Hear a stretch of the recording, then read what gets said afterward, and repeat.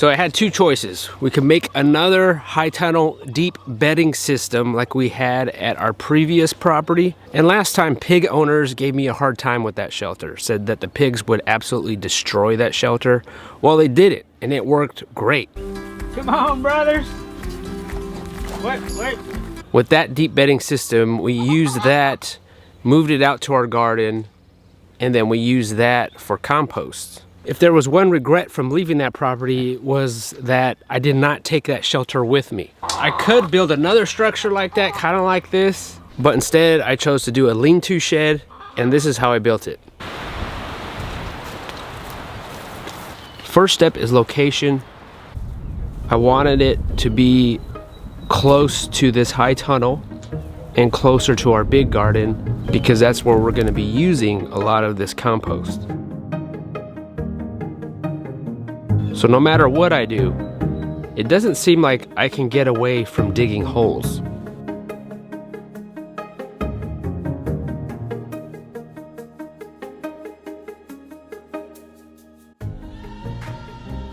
After about 50 holes that I made with this auger, we need to sharpen that tip a little bit. So we started this project at the end of January, and I decided that this is our first big project of the year.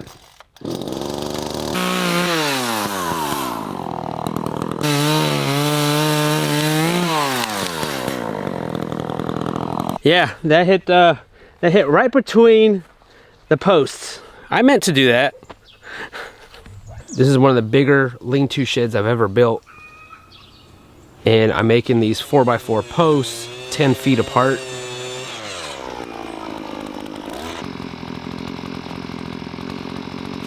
Which is gonna make the whole structure about 30 feet long, 12 feet wide. I'm using a string line to help me make everything straight, and I'm also using 2 bags of concrete per post. These posts are 12 feet long. I'm using 4x4 posts, and then the rest of the structure 2x6s.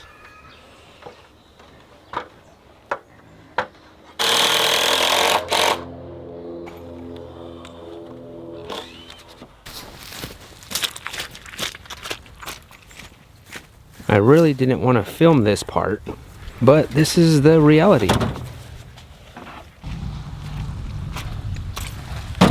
These 16-footers fell out of the back of my 12-foot trailer as I was going up. And currently there is a bunch of mud.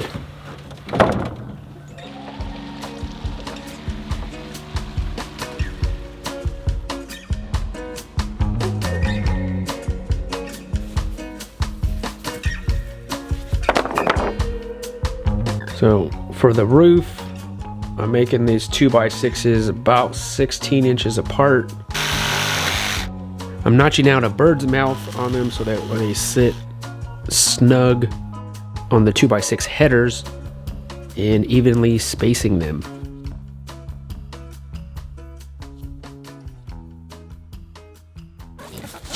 Wow, it's saying it's gonna snow right now. I'm not sure about that. Well, we did get some snow flurries, but not too bad. So we can get back to work. The 2x6 roofing is done. Man, that is very tedious work, that is. Now I need to put some diagonal braces before we start putting on the tin.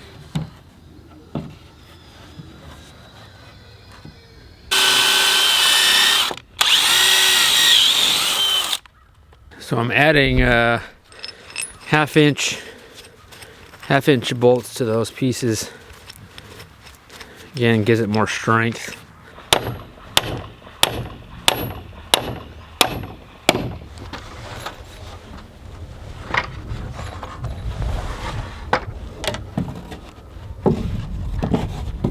I'm using these timber lock screws.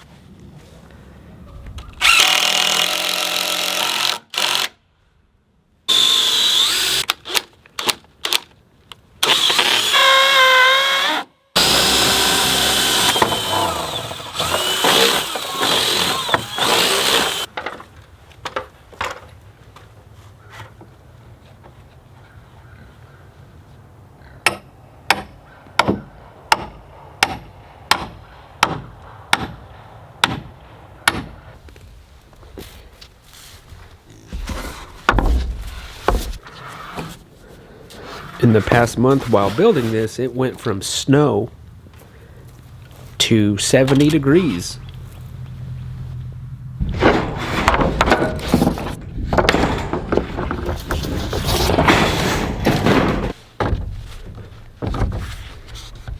This is another tedious part of doing this. We're going to be putting cross members here. These are 1-bys. Every few feet. So that way you have something to tack on with the roofing, and it's not going to sag in the middle if you don't have these. I could have done 2x4s. I chose to do this. This is the cheaper route. This should be fine.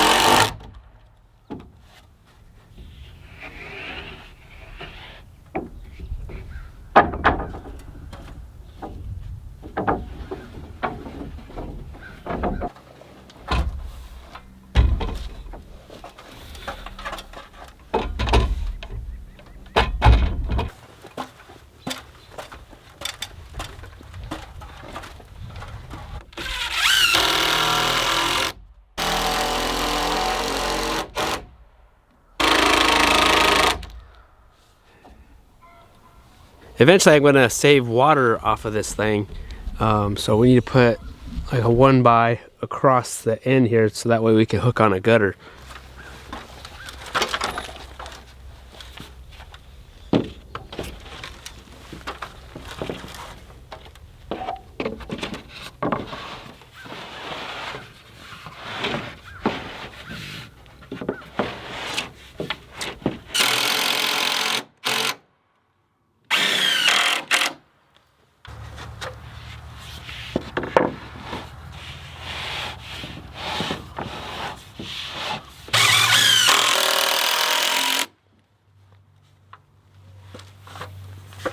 All right, we made it. Look at that.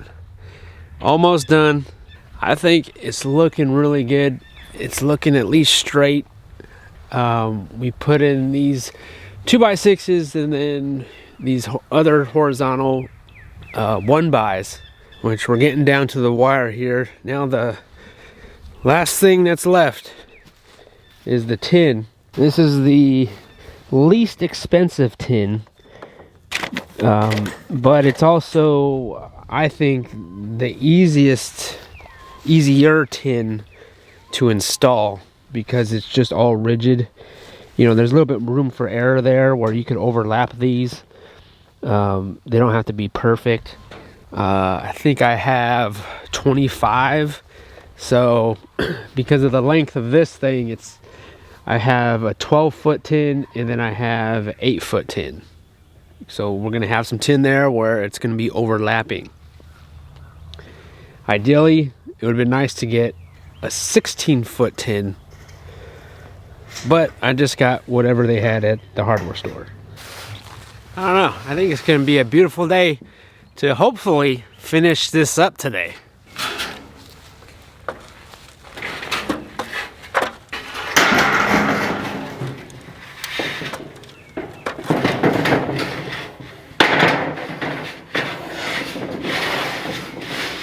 Put on the old tool belt. I don't really like using a tool belt, but for something like this, it's probably necessary. We're using metal to wood screws with the rubber washer, roofing screws. I mean, plus I'm gonna be on a ladder, plus I'm gonna be filming, and then doing roofing. So any little help I can get, this is my handy helper.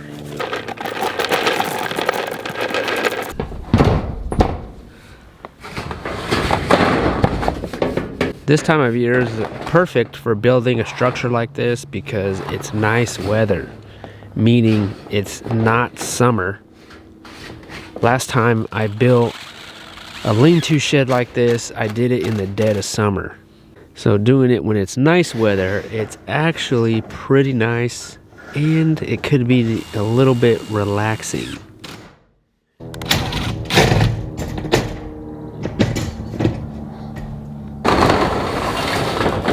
Our 12-footer.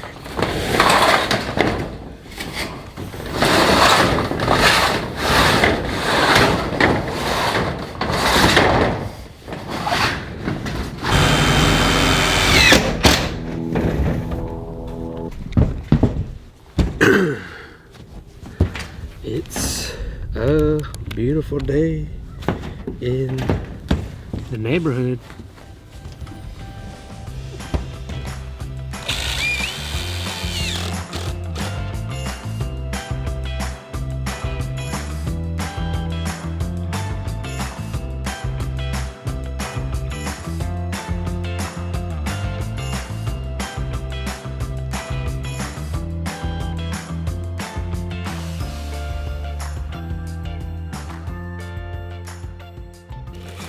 All right, guys, that's it. We're done. Well, I still got to go back to Lowe's and get another 4x to match this side, and then we need another 4x on this corner, and then on this corner. So maybe about 3 more diagonal pieces. The one I have up there for our 1,000-gallon water tank, that one's only 2 of these, so I made this one a little longer. You know, I say compost shed, but really it's a deep bedding shed, which the deep bedding we're gonna take out and make compost into that. And then eventually save some water off of this thing, because this thing is another 10 feet longer than our one up there, our 1,000 gallons. So this one, I mean, man, I could probably put 4,000-gallon tanks right here, easy. You know, it's walking distance from the high tunnel, from our in-ground garden over there. I really wanted to use 6x6s instead of the 4x4s, just because it's just more beefier. But you know, I'm still doing that one-man auger, and I would have to get probably like a 10-inch auger on that thing. And yeah, I mean, like, I couldn't do that. These 4x4s are gonna have to do, I think they're gonna do all right.